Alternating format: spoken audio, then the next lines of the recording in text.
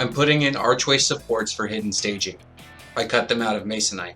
Then I cut small pieces of masonite to help support the archways. At the edge of the camera, you can see me spreading the glue onto the wall supports.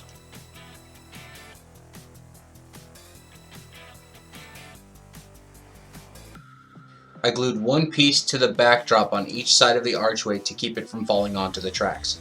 Then if I had room, I clamped them in. If I didn't, I just let the glue hold it onto the backdrop.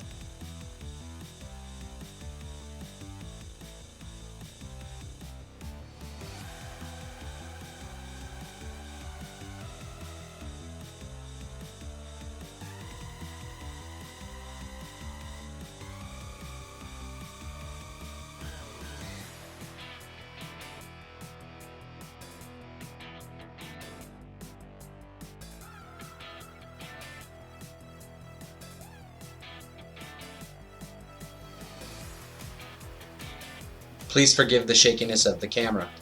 Here is a walk along of all the supports at the time of filming. Some were almost finished and others were placed temporarily.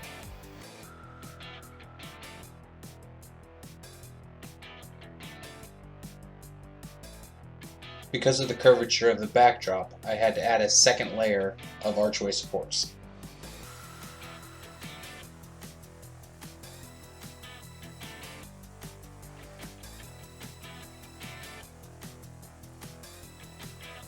I had to add block supports to the arches for the piece of masonite that acts as a wall between hidden staging and visible layout to secure into. I cut 2x2 by 7/8 inch blocks. On the end of hidden staging, I only put one block. In the video, it shows two, but I went back and knocked off the outside block. I drilled 2 pilot holes and put 2 screws in each set of blocks.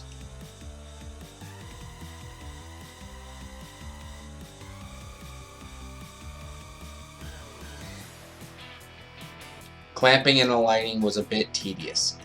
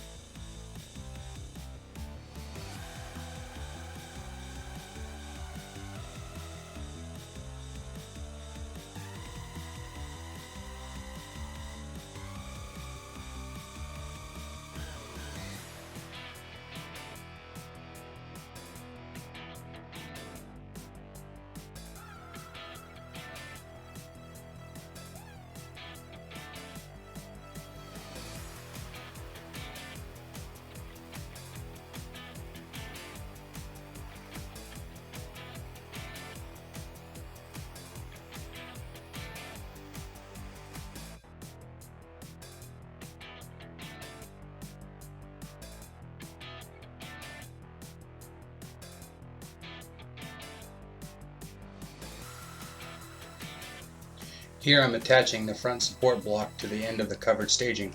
I started by putting a bit of glue on the block.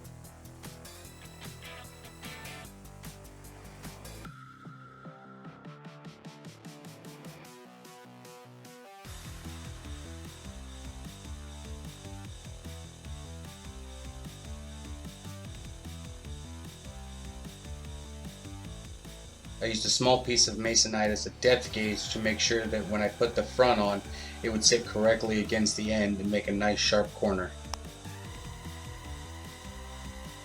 Then I used a countersink bit so that the screw would go below the face of the masonite.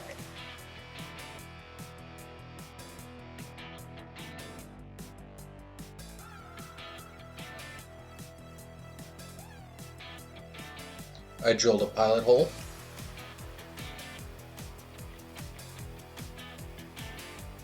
I put in a 3/4 inch screw. Then I moved the clamp, made a couple of adjustments, and repeated the process.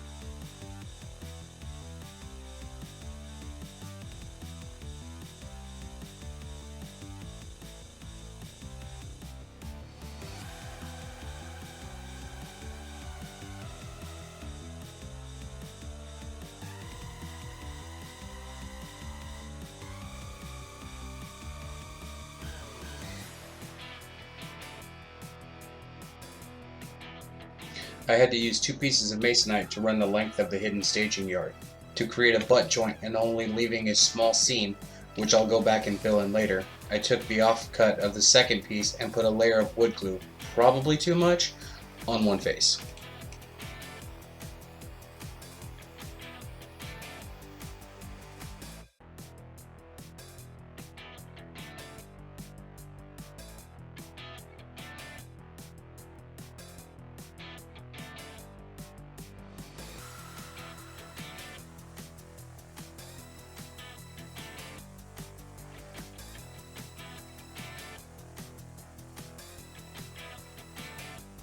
Then I used 6 clamps to hold it in place.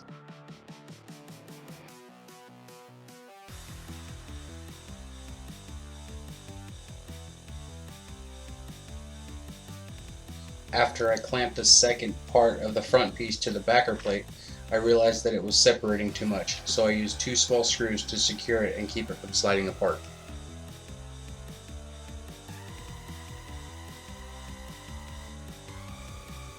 With all that done, it's time to go back through and add the second screw to the archway support blocks, repeating the process of countersink bit, pilot hole, and screw. So I'm working on a new module in this series, or today from last week, and you'll see this continual module, or this module, for the rest of this series. There'll be a few changes to it, but the module, as it is, where it goes, you'll see for the next couple shows. So here I'm putting backer plates. So I'm backing the backdrop that goes up the backdrop, coves up at the top and coves in corners, and out onto what I've been calling the soffit, for lack of a better description, but the top, the sky. I put these backer boards where it's straight. That keeps the backdrop from being wavy, gives more support to it than just the verticals. It also gives a lateral strength to the module, as you'll see as I handle the module in a moment. But it's kind of like the piece of paneling or thin plywood that's on the back of a bookshelf. That the bookshelf would be rather flimsy in the absence of that. Here you can see how much stronger that is, and you may not have seen me moving around before, but it adds a tremendous amount of strength to it. I love this little hammer, by the way. This little, I think it's a 2-ounce little trim hammer. It's real small, but it's got a flat head, so it doesn't make the kind of marks that a typical hammer does. So now we're working on the roadbed that you've seen previously that was cut up for this module. You can see the module in the backdrop, and I've made changes again since I changed shirts from a former night and put a blank end panel on this where it adjoins to a module where the backdrop is split. So I've cut up and cleaned up that bit of spline roadbed. Here I'm making some marks for where this spline is going to go in the module. You'll see why in just a minute. Getting it positioned so as I turn it up and to get it clamped, I can make sure that it goes exactly where I've got it spaced out to go, and it's clamped where it'll stay there.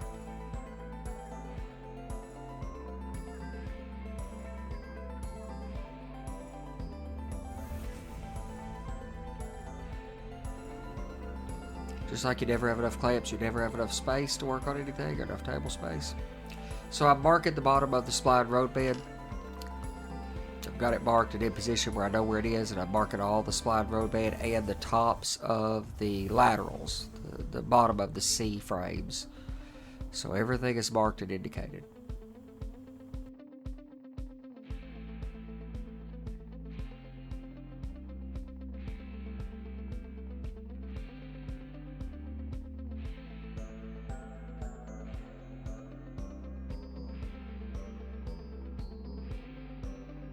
It's a little tedious, but if you want it to lock together perfectly, as you'll see in the next step how it works, you got to be pretty accurate with this process. Take your time, get both sides of every piece marked so you're not guessing at angles that the pieces meet with each other. Once you've made these marks, you just got to connect the two marks across the top so you know exactly where to cut.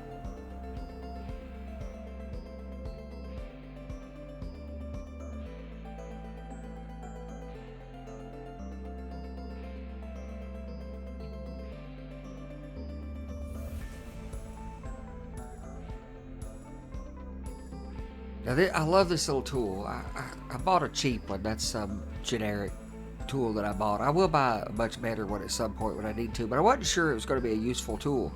I can't tell you how many times I use this tool now. So for 1,000 little tasks, it's handy. So as soon as I have a reason to, I'll buy a much better version of that tool, but they're handy. So I notch this down. It's basically making a half lap on everything. So I'm taking I think an inch out of this or so. You're 2 inches deep, so I take an inch out. Well, this road bed is basically 2.5 inches thick from the top of the surface all the way through those 2-inch slides. So I make these cuts. I'm taking an inch of material out. I'll clean that up a little bit. And then I do the same thing to the lateral C brackets. There I only take a 1/2 inch. So, and the only reason I'm really taking that 1/2 inch is so that nothing moves around. Once it's locked in place, nothing moves around. And so far, the few I've made, I've been pretty accurate, and they drop in smoothly, but with very little slop. So I've been accurate enough in my marking. And all the measurements in the world, the best thing to do is get it right, clamp it down, and mark it and indicate it exactly where it goes. There's a benefit to measuring certain things and working off of exact numbers, and then there are times where scribing or setting whatever material you're working exactly where it goes and marking and indicating it correctly is beneficial. I went back and just chopped these off to the end. The end of this, you can see here where I just went back and chopped them all the way, to their full depth, because the end of this is just hanging over.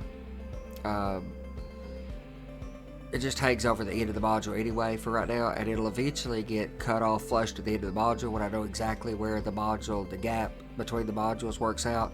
I've got a spacer plate that's going to go between the modules because I make them, the combined 3 modules that go across that wall are narrower than the width in the room, so that I can put these spacer plates and shim it correctly.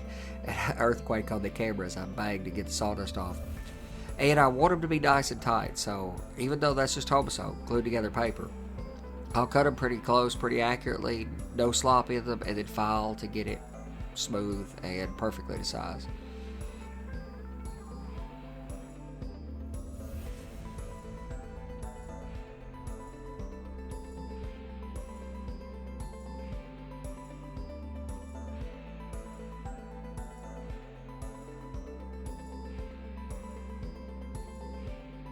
Then here, I'm just chopping down a 1/2 inch.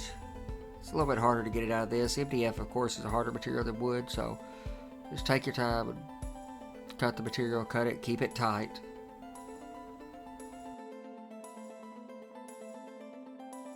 Also, these modules have some raised track work where the track work is split, so there's a little bit of a step in one of these kind of spline cuts. In that one I think I'm making there's a bit of a stamp in that, so it's larger on one side, smaller on another side. That way when you push the module down into it, it kind of splits the road bed where there's a split in it and causes the front track to raise up about a 1/4 inch or a little less.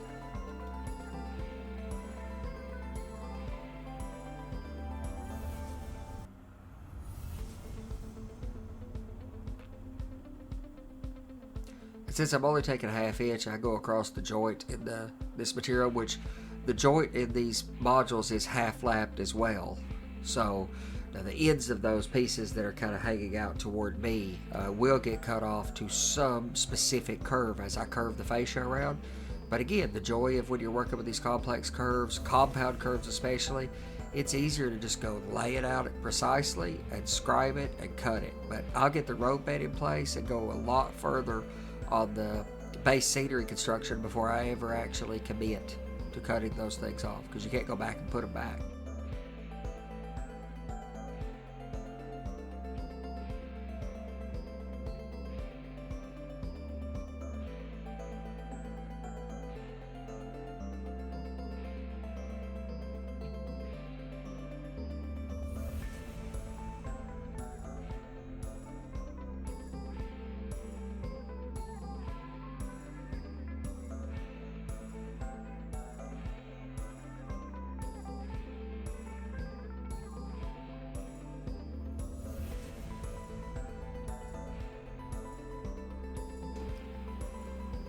There's also some really awesome tools or different heads for these tools that are really handy.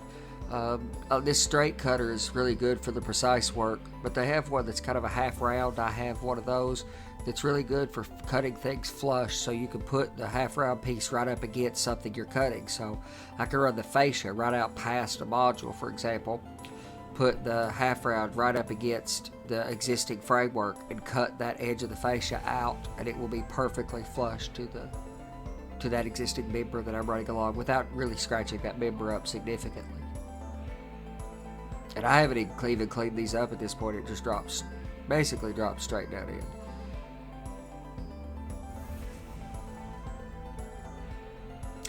By doing this and by having the half laps so that everything lines up correctly, it locks everything in place. Once you glue that roadbed in, it becomes another structural member, another structural component. You know, I knew there was a little bit of an angle to mismatch here. Again, you're better to describe it, so I mark a slight angle across that. So I'm going to lose, you know, I think I lost like a 1/16 on one side and cut that so it's a nice precise corner. And then I use a bunch of different adhesives for different tasks, but when I'm putting wood to wood or homestone to homestone, it's pretty much impossible to beat wood glue. I mean, it's stronger than the wood, especially when you're dealing with MDF. It's really stronger than the wood, so glue all that together, and that whole roadbed material becomes incredibly strong.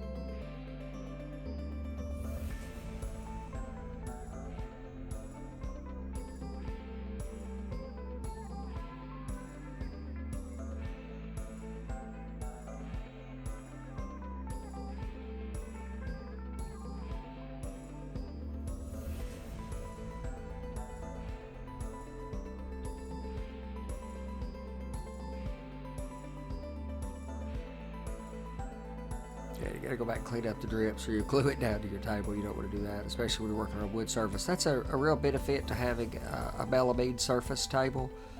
I do plan at some point to build me an actual assembly table and cap it melamine. Also, locking all this in, make sure all of your C-frames going out end up exactly at 90 degrees.